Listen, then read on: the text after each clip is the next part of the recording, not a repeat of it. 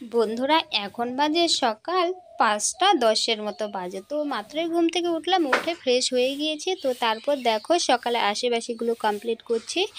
দেখো উঠে মানে ঘরটা ঝাড়া হয়ে গিয়েছে, আর ঘরটা ঝেড়ে উঠোনটাও ঝেড়ে পুছে নেব। সকালে এই কাজগুলো তো করতেই হবে বন্ধুরা, এগুলি আমাদের নিত্য কাজ, এগুলি আমাদের রেগুলার করতেই হবে। তো তাই এই তারপর আর কি উঠোন টুটন ঝেড়ে ওদিকে কাউ বের করে কাউর ঘরটা পরিষ্কার করে চলে এলাম এ পাশে। দেখো আবার কিছু জামা কাপড়ও বের করে রেখেছি।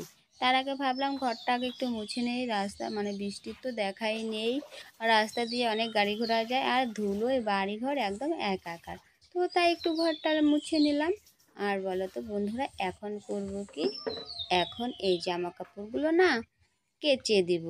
তো আজ তো সানডে আজ প্রথমে বলতে হতো আজ সানডে, তো তাই ফ্রি আছে, তাই জামা কাপড়গুলো কেচে দিচ্ছি।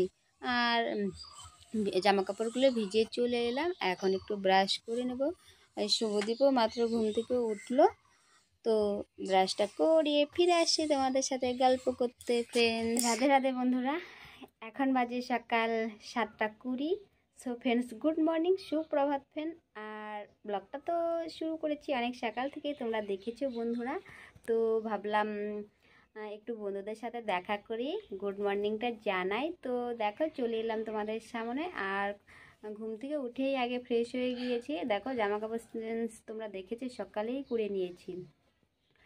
আর বন্ধুরা আজ না রান্না নেই, তাই দেখো একটু রিল্যাক্সে বসে আছি। মানে বসে আছে কি, ছেলেকে পড়াবো একটু। তো দেখো ছেলে এদিক দিয়ে বই নিয়ে বসে আছে, তো ছেলেকে পড়াবো এদিক দিয়ে। আর সূর্য সোনা এখনও ঘুম থেকে ওঠেনি, তাই আরেকটু ফ্রি আছে এর জন্য। আর এর জন্যই তোমাদের সাথে একটু গল্প করছি, আর বাইরের পরিবেশটা তোমাদেরকে একটু দেখাই। আর আজ হচ্ছে সানডে, আজ আমার স্কুল নেই, আরও রিল্যাক্স, মানে মোট কথা আজ ভালো আছি, সুস্থ আছি। তো সানডে, তারা নেই, স্কুলে যাওয়ার তারা নেই, রান্নাবান্নারও ঝামেলা নেই। কারণ না গতকাল রান্না করেছি কেউ খায়নি, তো সেই ভাতটা আমি জল দিয়ে রেখেছি, তো ওটাই আজ আমরা সকালে খাবো। এই জন্য রান্নার চাপও নেই, শুধু বড়া তৈরি করবো কয়েকটা। আর বন্ধুরা দেখো বাইরের পরিবেশটা আজকে বেশ সুন্দর। এই কয়েকদিন তো একটু গরম গেল, আমাদের এখানে সেরকম গরম নেই, তো আজ বেশ সুন্দর ওয়েদার। তো তোমাদের একটু বাইরের পরিবেশটা দেখাই বন্ধুরা, তোমরা দেখ। বন্ধুরা আজ বাইরের পরিবেশটা খুব সুন্দর। দেখো আমার সকালে তো সমস্ত কাজবাজ হয়ে গিয়েছে, দেখো অনেক জামা কাপড়ও কেচে দিয়েছি। আর দেখো বাইরের পরিবেশটা বন্ধুরা খুব সুন্দর লাগছে, সবুজে সবুজ, বেশ ভালো লাগছে না বন্ধুরা, চোখ জোড়ানো। আর আমার এই যে মন্দিরের সামনে যে গাছটা দেখতে পাচ্ছ না, এটা বন্ধুরা নিম গাছ। তো বন্ধুরা দেখো পরিবেশটা খুব সুন্দর লাগছে না, আর আকাশটা দেখো মেঘলা মেঘলা। দেখো বন্ধুরা আকাশটাও আজ মেঘলা মেঘলা, বৃষ্টি হব হব ভাব। কারণ এটা আবহাওয়া দপ্তরও বলে দিয়েছে যে 6-7 তারিখ বৃষ্টি হবে। তো দেখো গরমের হাত থেকে অনেকে হয়তো রেহাই পাবে, কৃষকদেরও একটু উপকার হবে। আর দেখো আমার ঘরের সামনে খুব সুন্দর একটি নিম গাছ, দেখো মন্দিরের সামনেই। তো মানে এখন সবুজ পাতা হয়েছে, দেখতেও ভালো লাগছে, তাই তোমাদের সাথে একটু শেয়ার করলাম।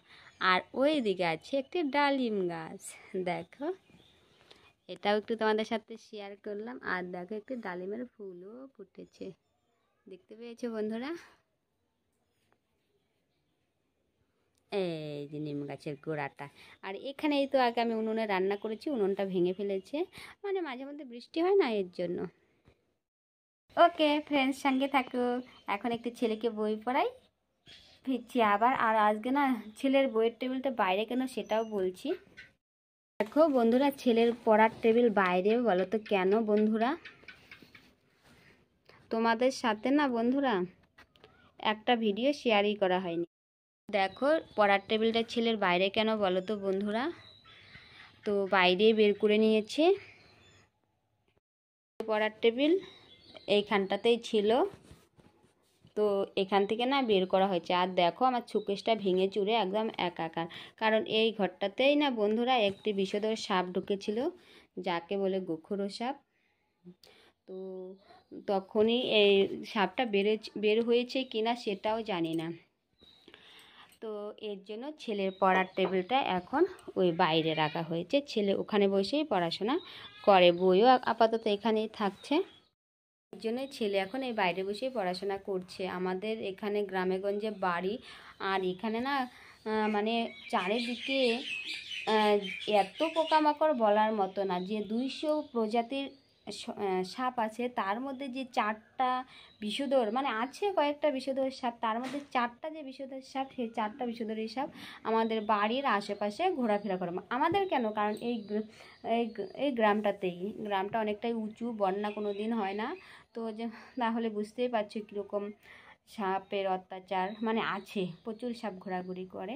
তো তার মধ্যে এখন গরম পড়ে গেছে, মাঝে মধ্যেই হুটহাট করে ঘরেও ঢুকে পড়ে, একটু অসাবধান কি, একটু লোকজনের ভিড়ভাট্টা কম থাকলেই মনে করো ঘরে ঢুকে পড়ে। তো ওই দিনও বাড়ি ছিলাম না আমরা, শুধু শুভদীপ বাড়ি ছিল, দেখো এই দিক দিয়েই সাপটা ঘরে ঢুকেছে। তো বেরিয়েছে কিনা তাও জানি না। ওকে, কী করা যাবে, গ্রামে গঞ্জে এটাই একটা ভয়, তাছাড়া এমনি কোনো প্রবলেম নেই, এমনি অলরাইট, সব ঠিক আছে বন্ধুরা। ওকে ফ্রেন্ডস, সঙ্গে থাকো, অনেক কথাই বলে ফেললাম সকাল সকাল, কারণ আজ রান্না নেই বলে তোমাদের সাথে আজ এত কথা শেয়ার করলাম। আর দেখো যে সূর্যসোনা এখনও ঘুমাচ্ছে। ওকে ফ্রেন্ডস, সঙ্গে থাকো, ফিরছি আবার দেখাবো কখন বলো তো বন্ধুরা, যখন পান্তা ভাত খাবো তখন দেখি শেয়ার করতে পারি কিনা।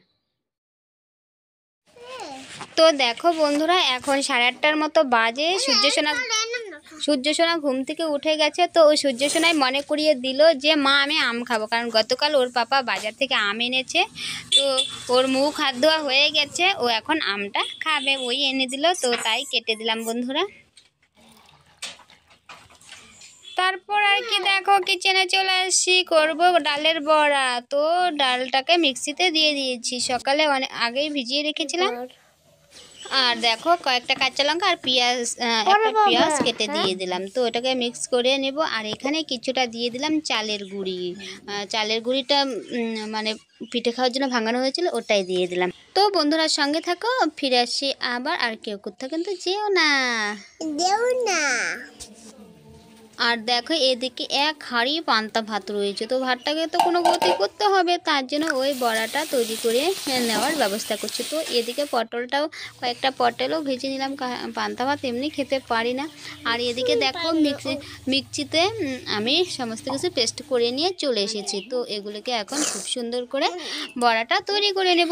আর এদিকে দেখো চলে আসছি একটি বাগানে, আর দেখো চলে আসি একটি ক্ষেতে। তো ক্ষেতের পাশে একটি সুন্দর কারি পাতা গাছ হয়েছে, তো আমি কয়েকটা কারি পাতা তুলতে এসেছি। দেখো চারদিকে কত সুন্দর সবুজে সবুজে ভুট্টায়, তো ভুট্টাগুলো না ম্যাচুরিটি হয়ে গেছে, উঠাতেও হবে, আমাদের না পাশের বাড়ি। তো দেখো কারি পাতা আমার উঠানো হয়ে গিয়েছে, চলে আসলাম। দেখো কিচেনে চলে আসছি, তো এর জন্য আমি সমস্ত কিছু রেডি করে নিয়েছি। আর এখন এই যে এগুলোকে আমি এখন একটু সুন্দর করে মেখে দিয়ে দিলাম হলুদ গুঁড়ো, দিয়ে দেব নুন, পেঁয়াজ কুচি, কাঁচা লঙ্কা কুচি, সমস্ত কিছু দিয়ে আমি না একটু এগুলোকে মিক্স করে নিব বন্ধুরা। আর সঙ্গে দিয়ে দিলাম কয়েকটা কারি পাতা। তো দেখো মাখানো একদম কমপ্লিট। আর ওদিকে আমি আর কয়েকটা কারি পাতাও দিয়ে দিলাম, দিয়ে একটু মেখে নেব। আর এদিকে দেখো কড়াই হিট হয়ে গিয়েছে, তেলও দিয়ে দিয়েছি, তো এক এক করে বড়ার শেপ দিয়ে দিলাম। তো ওইদিকে বড়া হতে থাক, এদিকে আমি ভাতটা বেড়ে নেই, শুভদীপ খাবে। তো দেখো ভাতটা নিয়ে নিয়েছি, সঙ্গে একটু কাঁচা লঙ্কা দিয়ে দিব, কাঁচা পেঁয়াজ আর নুন, আর দিয়ে দিব কয়েকটা পটল ভাজা, আর দিয়ে দেবো কয়েকটা বড়া। এই গরমে মন তৃপ্তি করা বন্ধুরা পান্তা ভাত। তো দেখো পান্তা ভাত এই দিয়েই সাজিয়ে নিলাম বন্ধুরা, তোমরা কি দিয়ে খেতে ভালোবাসো কমেন্ট করো। এই গরমে পান্তা ভাত একদম মন প্রাণ জুড়িয়ে যাবে।